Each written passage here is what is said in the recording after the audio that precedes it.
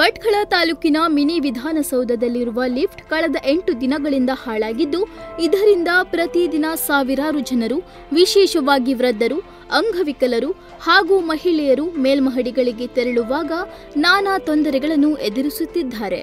ಇದಕ್ಕೆ ತಕ್ಕ ಉದಾಹರಣೆ ಎಂಬಂತೆ ಸಬ್ ರಿಜಿಸ್ಟ್ರಾರ್ ಕಚೇರಿಗೆ ವೀಲ್ ಚೇರ್ನಲ್ಲಿ ಬಂದ ವೃದ್ಧನೋರ್ವರನ್ನು ಮೇಲಿನ ಮಹಡಿಗಳಿಗೆ ತೆರಳಲು ಎತ್ತುಕೊಂಡು ಹೋಗುವ ಮೂಲಕ ಪರದಾಡಬೇಕಾದ ಸ್ಥಿತಿ ಬಂದಿತ್ತು.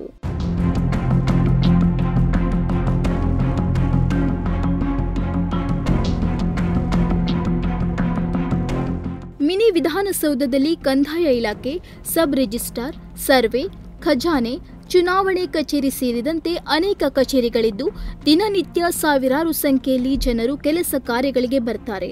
ಪಿಂಚಣಿ ಸಂಬಂಧಿ ಕಾರ್ಯಗಳಿಗೆ ಅಂಗವಿಕಲರು ಸಹ ಆಗಾಗ್ಗೆ ಬರುವುದರಿಂದ ಸಮಸ್ಯೆ ಮತ್ತಷ್ಟು ಹೆಚ್ಚಾಗಿದೆ.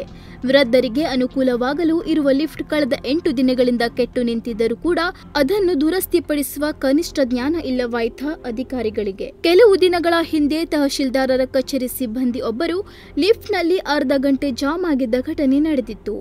ಕಾಯ್ಕಿಣಿ ಪಂಚಾಯತ್ ವ್ಯಾಪ್ತಿಯ ಕಂಬಳೂರು ನಿವಾಸಿಗಳು ತಮ್ಮ ಜಾಗದ ನೋಂದಣಿ ಕಾರ್ಯಕ್ಕೆ ರಿಜಿಸ್ಟ್ರಾರ್ ಕಚೇರಿ ಬಂದ ವೇಳೆ ಓರ್ವ ವೃದ್ಧರು ಅನಾರೋಗ್ಯ ಹಿನ್ನೆಲೆ ನಡೆದ ಸ್ಥಿತಿಯಲ್ಲಿದ್ದು, ಅವರು ವೀಲ್ ಚೇರ್ನಲ್ಲಿ ಬಂದ ವೇಳೆ ಲಿಫ್ಟ್ ಬಳಿ ತೆರಳಿದ್ದಾರೆ. ಈ ವೇಳೆ ಲಿಫ್ಟ್ ಕೆಟ್ಟು ಹೋದ ಪರಿಣಾಮ ಅವರನ್ನು 1ನೇ ಮಹಡಿಗಳಿಗೆ ತೆರಳಲು ಎತ್ತುಕೊಂಡು ಹೋಗುವ ಮೂಲಕ ಸಬ್ ರಿಜಿಸ್ಟ್ರಾರ್ ಕಚೇರಿಗೆ ತೆರಳಿದ್ದು, ಬಳಿಕ ಮತ್ತೆ ಕೆಲಸ ಮುಗಿಸಿ ಮತ್ತೆ ವೃದ್ಧರನ್ನು ಕೆಳಗೆ ಎತ್ತುಕೊಂಡು ಬಂದಿದ್ದಾರೆ. ಸದ್ಯ ಈ ಘಟನೆ ಸಾರ್ವಜನಿಕರ ಆಕ್ರೋಶಕ್ಕೆ ಕಾರಣವಾಗಿದೆ. ನೋಂದಣಿ ಸಲುವಾಗಿ ಬಂದಿದೆ ರಿಜಿಸ್ಟ್ರೇಷನ್. ಅದು ನಮ್ಮ ಅಣ್ಣ ಸ್ವಲ್ಪ ಸೀಕಿದ್ದರು, ಅವರಿಗೆ ಗಾಳಿಯಾಗಿತ್ತು, ಪ್ಯಾರಲಿಸಿಸ್, ನಡೀಲಿಕ್ಕೆ ಆಗೋದಿಲ್ಲ. ಅವರನ್ನು ಇಲ್ಲಿ ಕರ್ಕೊಂಡ್ಬಂದರೆ ಲಿಫ್ಟು ಸರಿ ಇಲ್ಲ, ಅವ್ರನ್ನ ಎತ್ಕೊಂಡು ಮೇಲೆ ಹೋದ್ವಿ.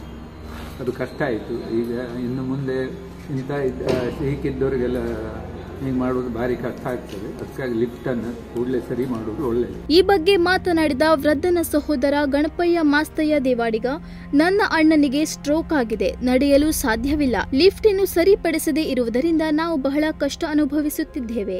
ತಕ್ಷಣವೇ ದುರಸ್ತಿ ಮಾಡಬೇಕು ಎಂದು ಬೇಸರ ವ್ಯಕ್ತಪಡಿಸಿದ್ದಾರೆ. ಹಲವು ಬಾರಿ ದೂರು ನೀಡಿದರೂ ಅಧಿಕಾರಿಗಳು ಗಮನ ಹರಿಸದಿರುವುದನ್ನು ಸಾರ್ವಜನಿಕರು ತೀವ್ರ ಆಕ್ರೋಶ ವ್ಯಕ್ತಪಡಿಸಿದ್ದಾರೆ. ಕೂಡಲೇ ಲಿಫ್ಟ್ ದುರಸ್ತಿ ಮಾಡಿ ಹಿರಿಯ ನಾಗರಿಕರು ಹಾಗೂ ಅನಾರೋಗ್ಯದಿಂದ ಬಳಲುವವರಿಗೆ ಅನುಕೂಲ ಕಲ್ಪಿಸಬೇಕೆಂಬುದು ಜನರ ಒತ್ತಾಯವಾಗಿದೆ. ಉದಯ್ ನಾಯ್ಕ್, ನುಡಿಸಿರಿ ನ್ಯೂಸ್, ಭಟ್ಕಳ.